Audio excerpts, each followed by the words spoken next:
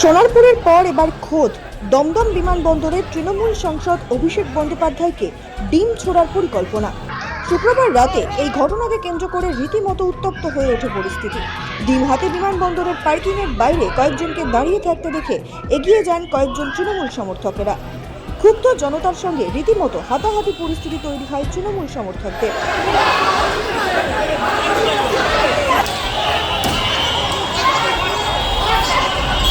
এবার শুক্রবার রাতের ঘটনায় মুখ খুললেন অভিষেক বন্দ্যোপাধ্যায়। এই ঘটনায় বিজেপি নেতৃত্বের যোগসাজশ রয়েছে বলেই অভিযোগ তাঁর। কেউ পরিকল্পিত হামলা করে কণ্ঠরোধ করতে পারবে না, চ্যালেঞ্জ তৃণমূলের সর্বভারতীয় সাধারণ সম্পাদকের। অভিষেক বন্দ্যোপাধ্যায় শনিবার সোশ্যাল মিডিয়ায় একটি ভিডিও শেয়ার করেন, যেখানে হলুদ পোশাক পরিহিত এক যুবকের ছবি দেখানো হয়। অভিষেকের শেয়ার করা ভিডিও অনুযায়ী তার হাতে আগ্নেয়াস্ত্র দেখা গিয়েছে।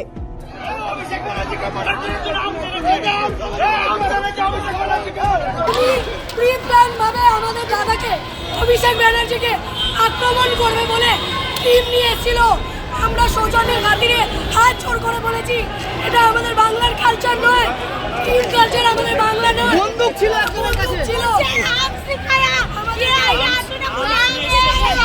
অভিষেকের আরো দাবি, ওই যুবক উত্তম দাস, দমদমের বাসিন্দা। উত্তম বিজেপি নেতা। বিজেপি নেতৃত্বের সঙ্গে ওই যুবকের ঘনিষ্ঠতা প্রমাণ করতে আরও একটি বিস্ফোরক তথ্য সামনে এনেছেন অভিষেক। তিনি লিখেছেন, সম্প্রতি মুখ্যমন্ত্রী শুভেন্দু অধিকারীকে শুভেচ্ছা জানাতে ব্রোঞ্জের চিতা হাতে কাঁথির শান্তিকুঞ্জের সামনে যেতেও নাকি তাকে দেখা গিয়েছে বলেই দাবি। সোশ্যাল মিডিয়া পোস্টে বিজেপির বিরুদ্ধে ক্ষোভও উগরে দেন অভিষেক। তার দাবি, এই ঘটনায় নিরাপত্তা নিয়ে বড়সড় প্রশ্ন উঠছে। কোনো পরিকল্পিত হামলা তার কণ্ঠ রোধ করতে পারবে না বলেও হুঁশিয়ারি অভিষেকের।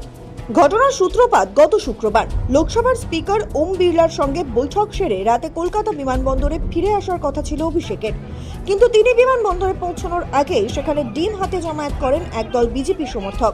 অভিষেককে লক্ষ্য করে বিক্ষোভ দেখানোর প্রস্তুতি নিচ্ছিলেন তারা। বিজেপি সমর্থকদের এই জমায়েতের খবর পেয়ে পাল্টা সেখানে হাজির হন কাতারে কাতারে তৃণমূল কর্মী সমর্থকেরাও। মুহূর্তের মধ্যে পরিস্থিতি উত্তপ্ত হয়ে ওঠে।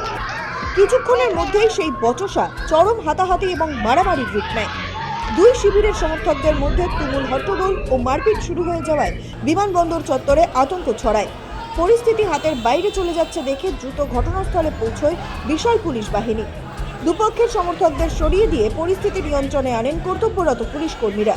বিমানবন্দর চত্বরে এই অশান্তি ও আইন শৃঙ্খলা ভঙ্গের ঘটনায় ইতিমধ্যেই কড়া পদক্ষেপ করেছে পুলিশ। এনএসসিবিআই থানার পুলিশ এই মারামারির ঘটনায় জড়িত থাকার অভিযোগে এখনো পর্যন্ত 5 জন তৃণমূল কর্মীকে গ্রেফতার করেছে।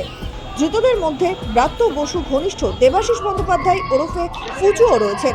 তিনি দক্ষিণ দমদম পুরসভার 15 নম্বর ওয়ার্ডের কাউন্সিলর। এসবের মাঝেই শুক্রবার রাতের ঘটনায় মুখ খুলেছেন অভিষেক বন্দ্যোপাধ্যায়। এই ঘটনায় বিজেপি নেতৃত্বের যোগসাজশ রয়েছে বলেই অভিযোগ তার। কেউ পরিকল্পিত হামলা করে কণ্ঠ রোধ করতে পারবে না, চ্যালেঞ্জ তৃণমূলের সর্বভারতীয় সাধারণ সম্পাদকের। শোভিক সান্যালের রিপোর্ট, সময় কলকাতা।